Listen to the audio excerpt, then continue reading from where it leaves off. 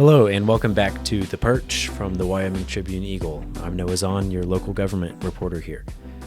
This week on The Perch, we're sharing a conversation that I had with our state government reporter, Hannah Shields. Earlier this week, she covered the meeting of the Wyoming Legislature's Joint Revenue Committee in Gillette. At that meeting, lawmakers voted to draft a bill that abolishes the state's property tax system. Here's Hannah to explain what that conversation was like and how it plays into the evolving landscape of property taxes in Wyoming. So now I'm here with Hannah Shields, our state government reporter, and earlier this week you wrote a story about the legislature's Joint Revenue Committee that met on Wednesday. They met on Tuesday. Met on Tuesday, that's right. And Wednesday. And Wednesday, okay. 2 days. One of the lawmakers proposed to draft a bill that would abolish the state's property tax system. So can you tell us kind of what that conversation was like and what the different factors to consider are there?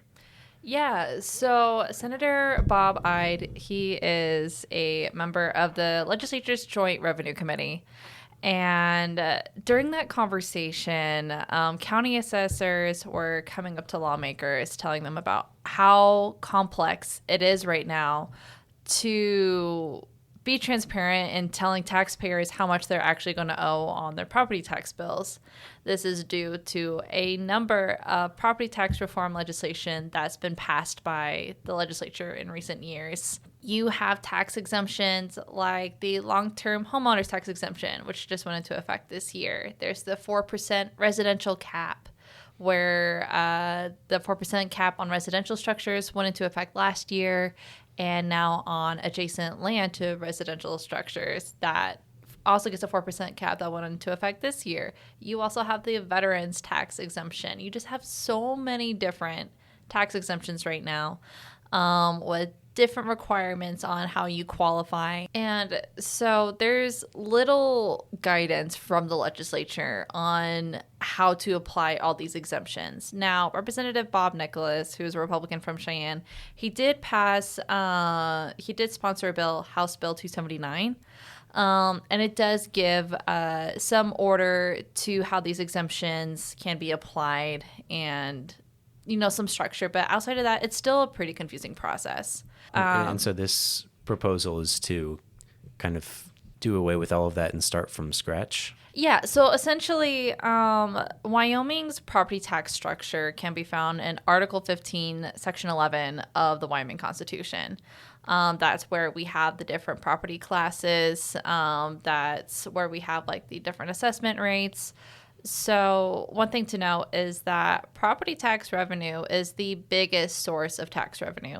Total property tax revenue in the 2024 fiscal year totaled a little over $2 billion. Now, property tax does go to municipalities. It goes to the local counties, the cities, and the special districts. But it is the largest source of tax revenue in the state. So essentially, by abolishing this tax structure, which is what Senator Ide proposed, is completely just like abolishing it in the Constitution. The reason behind that is because, one, it's a way to like start over from scratch, and also two, lawmakers, as they've tried to come up with property tax reform, they constantly run into questions of constitutionality. So this would kind of open that up for them.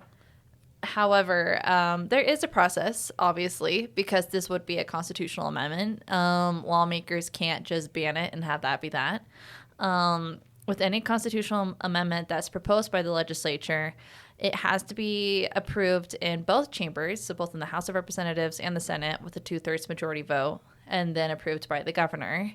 And then after that, it'll show up as a ballot initiative on the next general election, and then that has to pass the majority of the voters. So still, there's still a process to go through this. And Wyoming is a state already with no income tax, and so the conversations around this, were they talking about ways to reintroduce property tax in a different, less confusing form, or was it finding other revenue sources.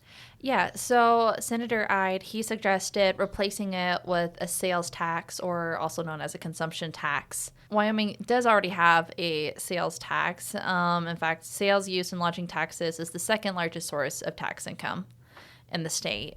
One problem with that Senator Cale Case, who's a Republican from Lander, pointed out is that this would still create distribution problems because obviously commerce is not the same throughout the state, right? Like sales taxes in Jackson or Cheyenne might not be the same in our smaller towns like Burns or Pine Bluffs.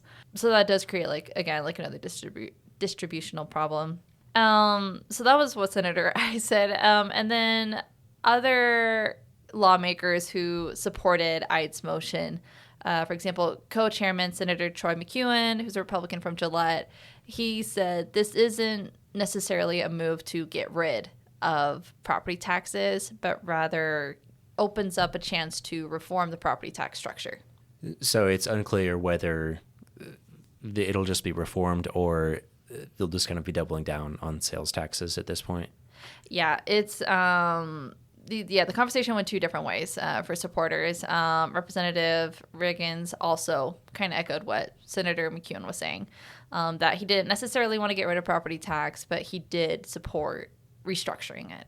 Mm-hmm. And if they did abolish the property taxes and not propose a reform to it and instead leaned on the sales taxes, what would that look like for the state as far as numbers go and prices that people would be paying when they buy things?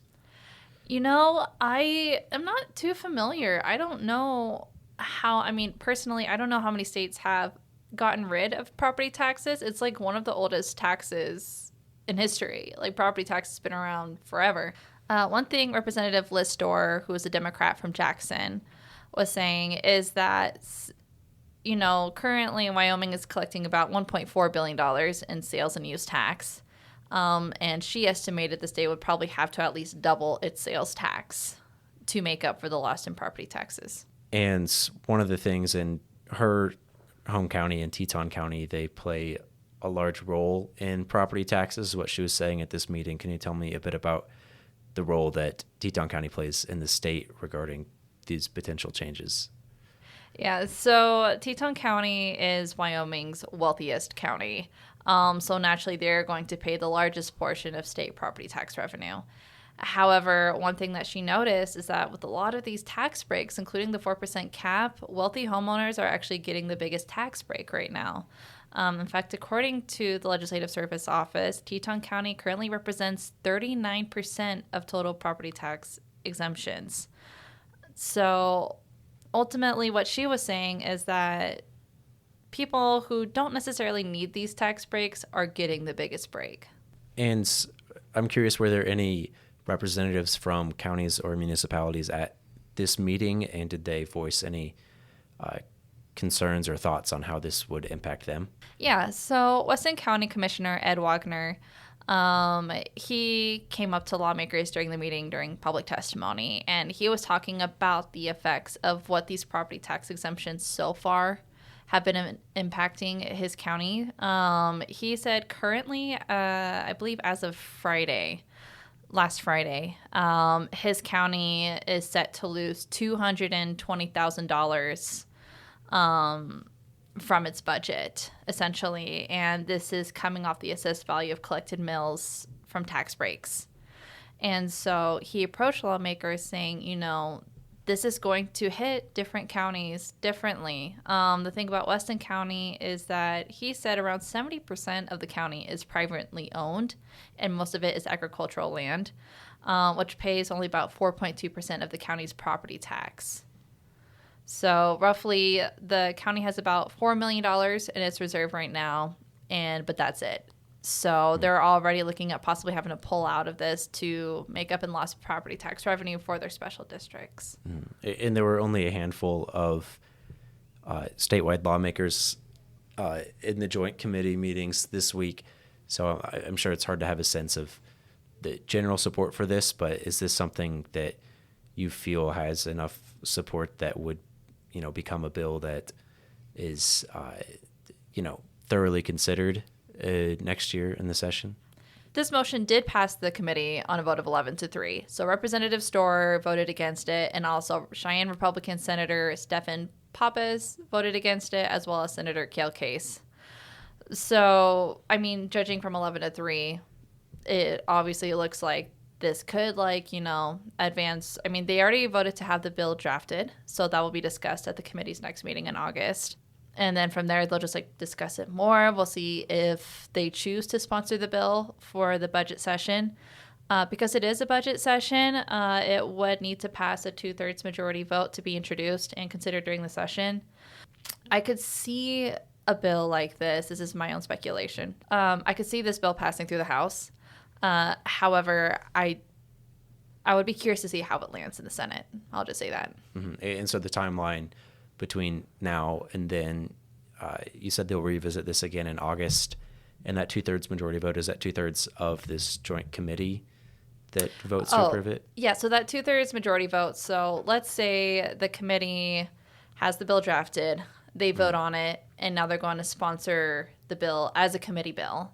So the next step would be the 2026 budget session, which starts in February. The bill would either go into the House or into the Senate. And in order to, let's say, for example, it goes into the House, or maybe there's a version of the bill in both chambers. That could also happen. It would still need to pass a 2/3 introductory vote within that chamber in order to be considered during the budget session. That is required of all non-budget bills. And then it would be assigned to committee, and then it would go through three rounds of voting in one chamber before it goes through another. I don't know if you want me to go into the weeds of the process, but essentially it has to pass through one chamber and then pass through another chamber before it gets to the governor's desk, and then the governor also has to approve it. It's still a long ways to go. And, I mean, abolishing the property tax structure and the Constitution, it's a pretty radical move. Mm-hmm. So I would be curious to see how this plays out for the rest of the year and throughout the session, if it were to get introduced.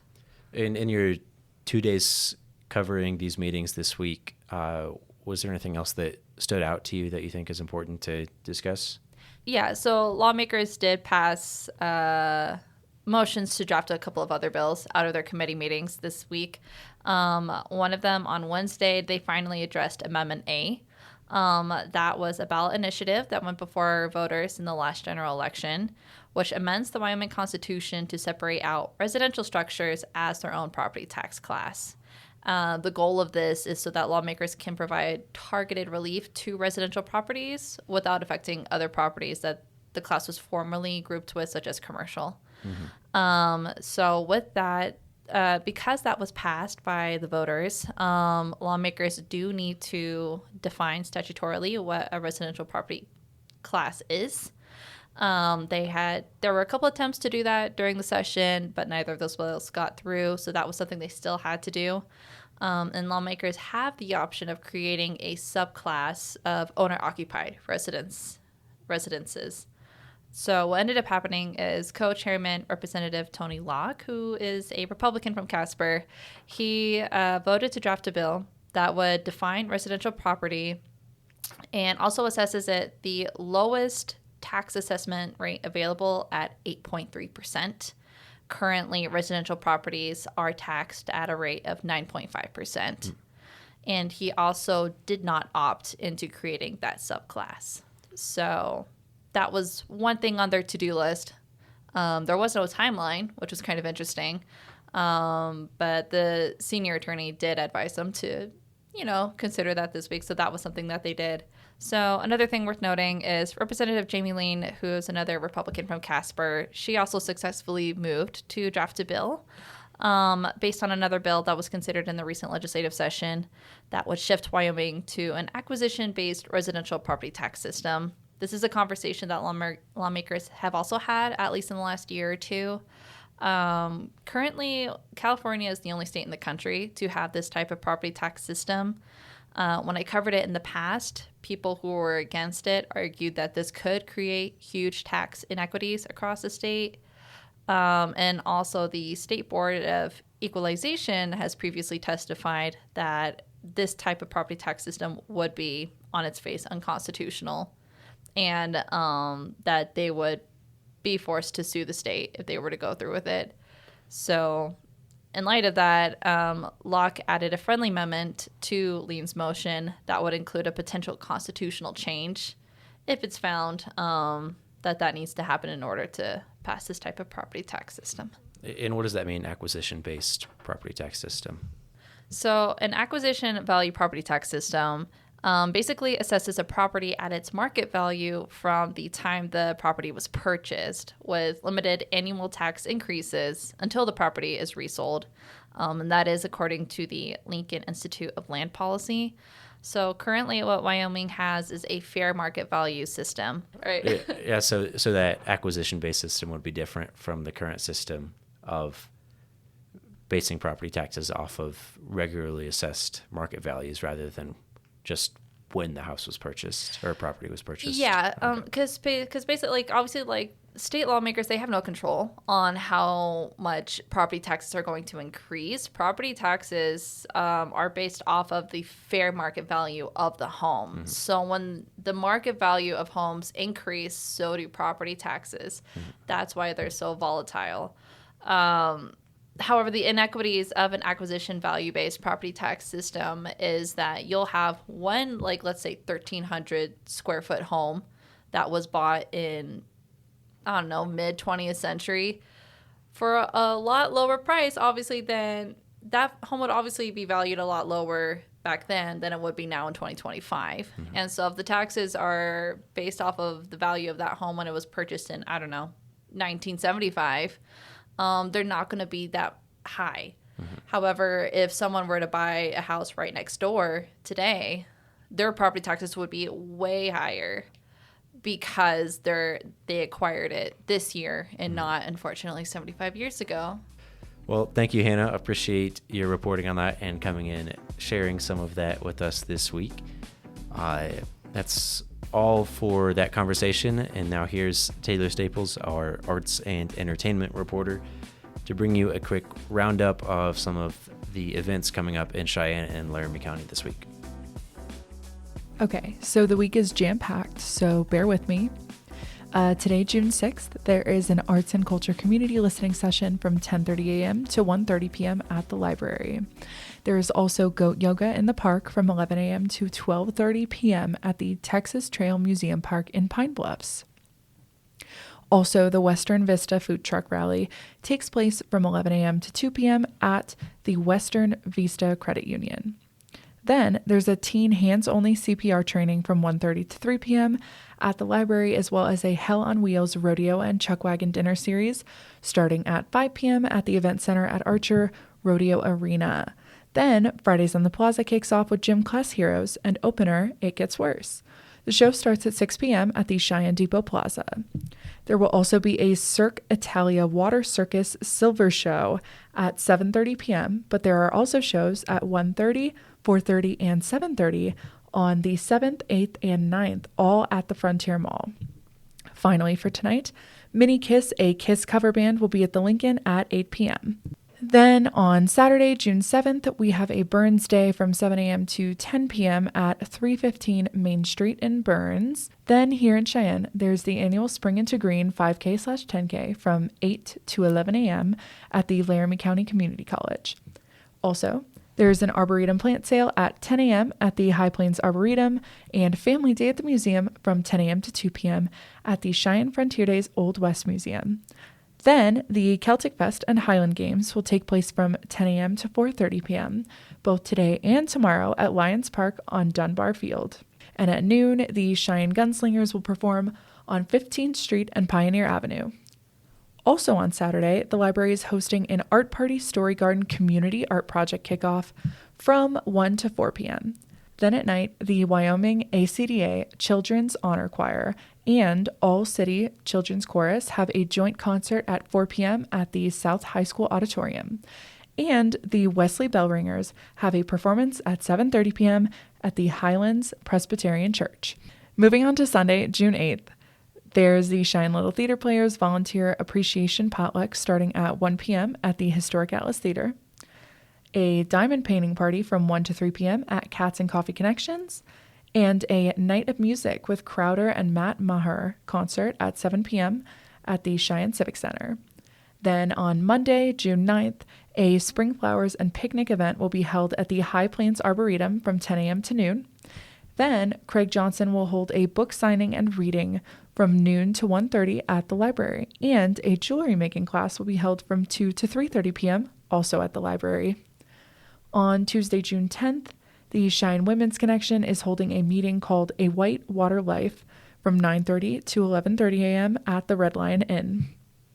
Also, the library is hosting a Dr. Noyes songwriting workshop from 10 to 11:30 a.m. and then again from 1 to 2:30 p.m. And at night, the Cheyenne Organ Concert Series recital will take place at 7:30 p.m. at the Cathedral of St. Mary's on Capitol Avenue. On Wednesday, June 11th, the fitness series with Ralph Tomer will continue at the library from 9 to 10 a.m. And an event called Library for All and Cheyenne Mountain Zoo Wildlife Wonders will also be at the library from 11 a.m. to 12:30 p.m. Later, Riff Raff, along with Jaron Benton, Bone C, and Beige Boy, will perform at the Lincoln at 8 p.m. And finally, on Thursday, June 12th, there will be a teen writing club from 4 to 5 p.m. at the library, as well as a sit, stay, and read to a therapy dog event from 4 to 5 p.m. also at the library. And finally, the Wyoming State Archives Evening Speaker Series is hosting another virtual webinar with Joe Ellis from 7 to 8 p.m. For more events and info, go to wyomingnews.com. And before we close out today's episode, here's a recap of some of our top stories and headlines from the past week. The Laramie County School District 1 Board of Trustees has approved a study that recommends expanding East High School in Cheyenne. The renovations will cost an estimated $35.9 million, with the overall cost for maintenance for the building totaling $442 million over the next 20 years, should the district go through with that expansion. The University of Wyoming is under investigation by the U.S. Department of Education's Office for Civil Rights over the admittance of a transgender sorority sister at Kappa Kappa Gamma in 2022, according to a Monday news release.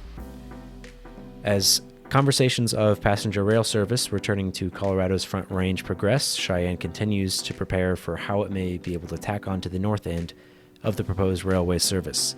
And last week, Cheyenne's City Council was presented with two site options for a new passenger rail station, both located near downtown.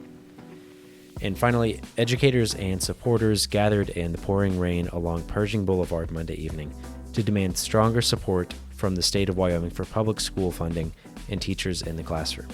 Around 30 to 40 individuals participated in a demonstration organized by the Cheyenne Teachers Education Association.